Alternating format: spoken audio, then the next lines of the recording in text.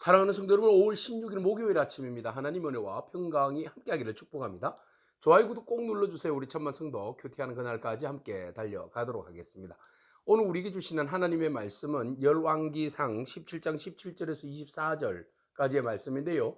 우리 함께 24절의 말씀을 같이 읽도록 하겠습니다. 여인이 엘리야에게 이르되 내가 이제야 당신은 하나님의 사람이시여 당신의 입에 있는 하나님의 말씀이 진실한 줄 아노라 하니라. 아멘. 가뭄으로 인하여서 엘리야는 시돈에 있는 사르밧 가부의 집으로 피신하게 됩니다. 하나님께서 그곳으로 옮기게 하셨고 또 사르밧 가부의 가정에 하나님 축복해 주셔서 가뭄이 끝날 때까지 그 가루와 그리고 그 기름이 떨어지지 않는 하나님의 은혜를 덧입혀 주셨습니다. 고난 가운데 세밀하게 베풀어 주시는 하나님의 은혜를 보게 되는 것이죠. 자, 엘리야에게도 그렇고 엘리야를 섬기는 사르밧 가부의 집안에도 하나님께서 은혜를 베풀어 주셨던 것입니다. 그런데 그 은혜가 길게 가지 못하고 곧바로 그 은혜 가운데 일어나는 어처구니 없는 불행이 닥쳐온 것이죠. 바로 사르밧 가부의 아들이 이름 모를 병에 걸려서 그 고통을 당하다가 죽어버린 겁니다. 오늘 본문 17절에 여인의 아들이 병들어 정세가 심히 위중하다가 숨이 끊어져 버렸다 이랬습니다. 자, 어머니의 마음은 얼마나 무너지겠습니까? 물론 엊그제 이 사람들의 삶은 사실은 죽은 목숨 아니겠습니까? 음식을 먹고 마지막 굶어서 아사할 그런 이제 운명이었습니다. 그러나 하나님의 은혜로 인하여서 떡반죽 그릇이 그 복을 받아서 그들의 생명이 계속 유지하는 그런 은혜를 입었는데, 그런데 오늘은 병으로 인하여서 죽게 되었다. 그래서 이 여인은 생각합니다. 고대로부터 어떤 그 집안에 또 개인이 병이 걸려서 어려움을 당했을 때는 그것은 내 죄로 인하여서 오는 결과물인가, 보통 이제 사람들은 그렇게 생각하는 거죠. 그래서 여인이 그런 이야기를 하죠. 엘리야에게 이런 이야기를 합니다. 하나님의 사람이여, 당신이 나와 더불어서 무슨 상관이 있습니까? 내 죄를 생각나게 하고 또 내 아들을 죽게 하려고 내게 오셨습니까? 라고 이야기하면서 약간 원망 섞인 그런 소리를 하는 거죠. 당신이 왔기 때문에 이런 일이 일어났다는 거죠. 당신이 왔기 때문에 내 죄가 드러나게 되었고 내 죄로 인하여서 아들이 죽게 된 것이다. 이 모든 원인은 당신이다. 이런 이야기를 하는 겁니다. 사람이 은혜를 입을 때는 잘 모릅니다. 은혜 안에 있을 때는 이것이 은혜인가 보다 그러고 감사하다가, 그리고 곧 그 은혜를 잊어버리고 어떤 문제에 봉착하게 되면 그 앞에 있었던 모든 은혜는 그냥 한순간에 사라져 가버리고 원망만 남는 것이지요.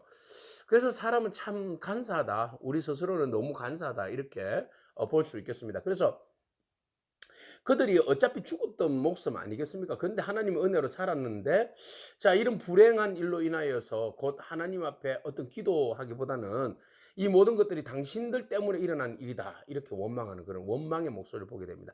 자, 우리의 믿음이 성숙한 것은 어떤 상황 가운데서도 하나님을 원망하지 않는 겁니다.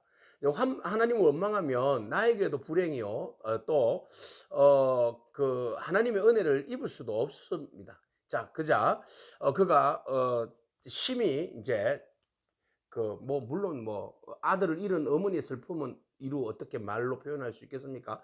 자, 이런 이제 슬픔과 원망과 어떤 자기 스스로에 대한 한탄, 이런 복잡한 마음 가운데 있죠. 자, 엘리야가 그녀의 그런 슬퍼하는 모습, 그리고 어차피 엘리야가 그 집에 지금 얹혀 사는 거잖아요. 사르밧 가부의 집 다락방에서 지금 살고 있지 않습니까? 그래서 지금 어차피 그 집안에 일어난 일이기 때문에 엘리야가 무시할 수 없는 일이죠. 그래서 엘리야가 달려갑니다. 그에게 가서 그의 아들을 이제 받아서 달라고 해서 그가 거하는 그 다락방으로 올라갑니다. 품에 안고 자기의 다락방에 올라가서 침상에 눕힙니다. 그리고 하나님 앞에 기도합니다. 부르짖어 기도합니다. 근데 남의 일이 아니라 나의 일이라는 생각 아니겠습니까? 그래서 하나님 앞에 부르짖습니다. 근데 엘리야가 이야기하는 기도하는 이 기도를 보고 우리가 엘리야가 하나님을 원망한다 이렇게 말할 수 있겠지만, 그는 원망이라기보다는 간절한 기도다, 우리 이렇게 봐야 할 겁니다. 그래서 엘리야가 부르짖어 이럽니다. 하나님 여호와여, 주께서 또 내가 우거하는 집 가부에게 재앙을 내리사 그 아들이 죽게 하셨나이까? 이렇게 이제 있는 팩트 사실을 이야기하는 거죠. 그러니까 여인이 이런 원망 섞인 소리로 엘리야에게 이야기했잖아요. 그래서 엘리야가 그것을 되묻는 거예요. 하나님, 정말로 하나님께서 이 여인에게 재앙을 내려서 이런 아들의 죽음이 온 겁니까? 하나님, 그렇지 않죠. 라는 이제 마음으로 기도하는 겁니다.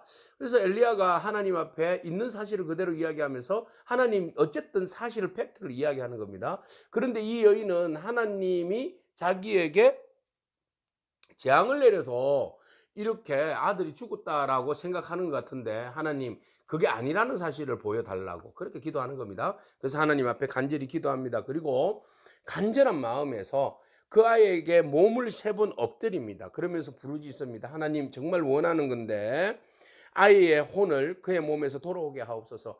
이 아이를 살려주옵소서 이런 뜻입니다. 뭐 다른 신학적인 뭐 혼이 떠갔다 왔다 뭐 이런 이야기는 하지 말고 우리가 여기에서 중요한 것은 아이를 살려달라는 염원입니다. 하나님 불쌍히 여겨달라고.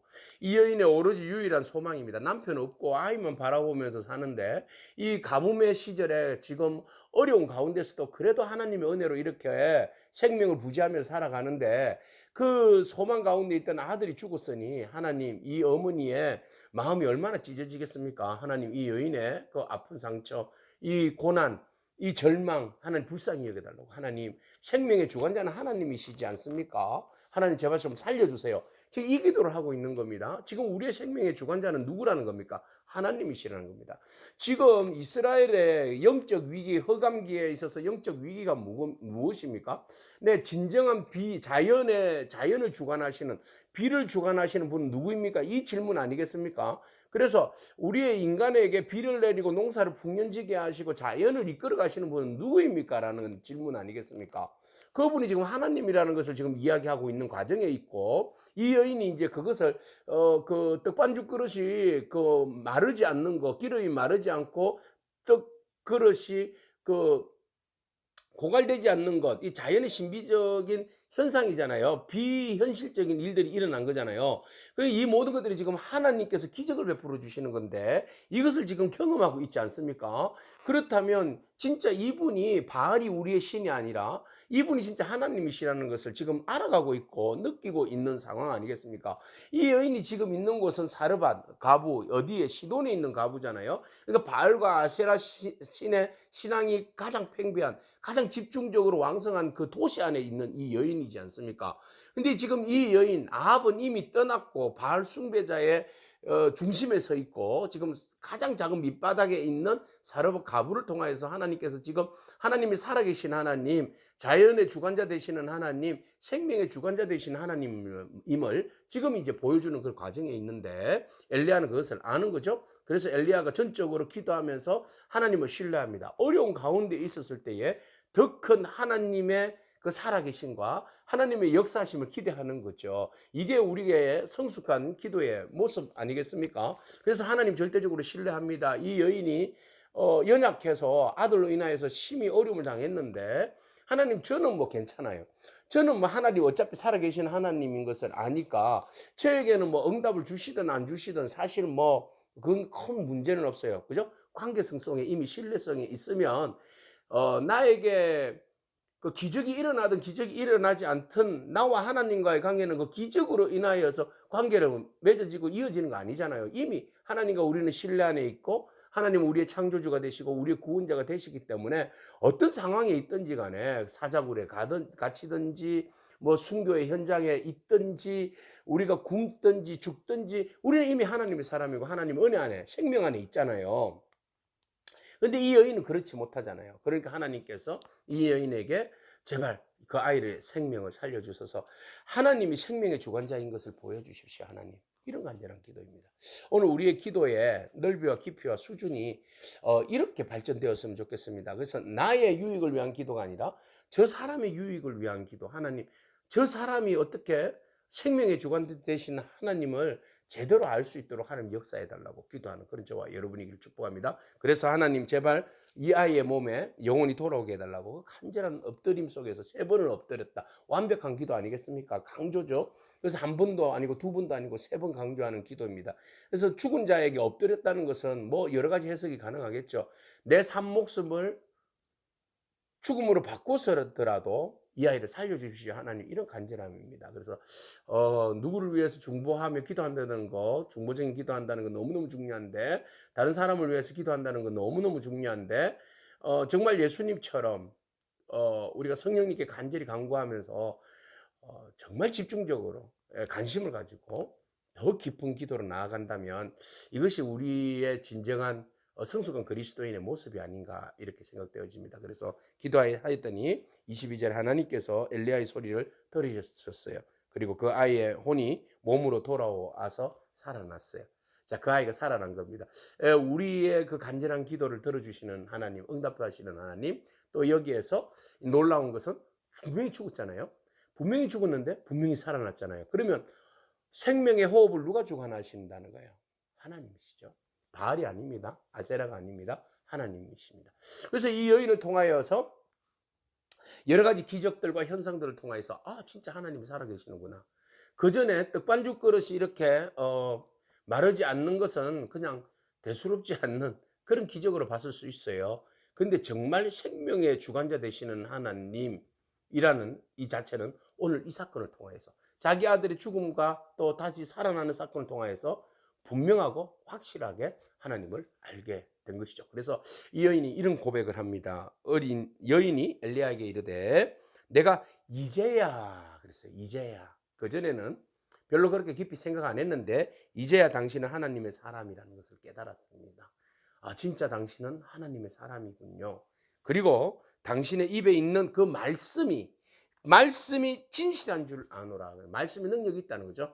말씀이 그 헛된 말이 아니라 찰진 말씀, 능력 있는 말씀, 구원의 말씀, 생명의 말씀, 그 말씀이라는 것을 이제 알았다라는 겁니다.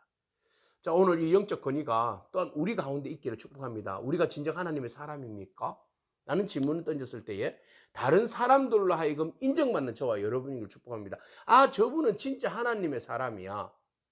저분의 말에는 권세가 있어. 하나님의 능력이 있어. 하나님의 함께 하심이 있어. 저분의 말을 들어보니 거짓으로 포장된 말씀 아니야. 립 서비스가 아니야. 딜리버리만 강한 사람이 아니야. 저 입에는, 저 말에는 하나님의 권세와 능력이 있어. 죽은 자를 살리시는 그런 능력이 있어.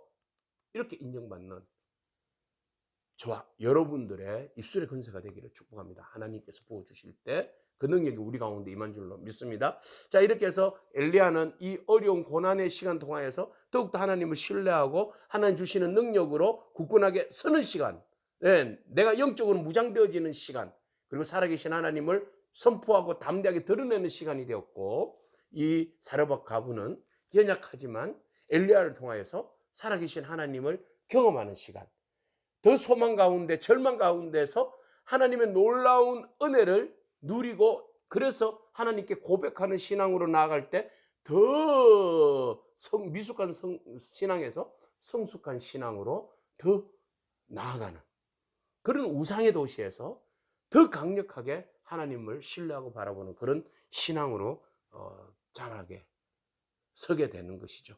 죽은 아이를 살리신 하나님의 권능, 그 권능이 오늘 예수 그리스도를 통하여서 우리의 죽은 영혼을 살리시는 그 권능이 오늘 저와 여러분 가운데 임하는 줄로 믿습니다. 그 권능의 주 예수 그리스도, 하나님의 권능을 바라보면서 오늘도 절대적으로 주님을 신뢰하고 믿음 안에서 승리하는 저와 여러분이기를 축복합니다. 아멘. 기도하겠습니다. 주님 감사합니다. 죽은 자를 살리시는 분은 하나님이신 줄로 믿습니다. 우리가 세상 가운데 아무런 소망 없이 죽음으로 모든 것이 끝이 났다고 하고 죽음으로 한탄하고 주저앉아 절망하며 살아가는 것이 우리들의 모습입니다. 그러나 하나님은 권능이시고 능력이시고 생명의 주관자가 되셔서 죽은 자를 살리시는 아버지 놀라운 능력인 줄로 믿습니다. 하나님은 오늘 우리의 죽은 영혼을 살리시고 또 죽은 자들을 다시 이렇게 세우셔서 하나님의 자녀 되게 하시고 하나님의 그 놀라운 예비하신 축복을 다 누리게 하시는 분인 줄로 믿습니다. 오직 우리가 세상의 그 우상들에게 미혹당하지 않게 하시고 우리의 생명의 주관자 되시는 주 예수 그리스도만 바라보며 믿음으로 승리하며 나가는 복된 인생 되게 하여 주시옵소서. 예수님에게 하신 이름으로 기도합니다. 아멘. 오늘도 믿음으로 승리하길 축복합니다. 아멘.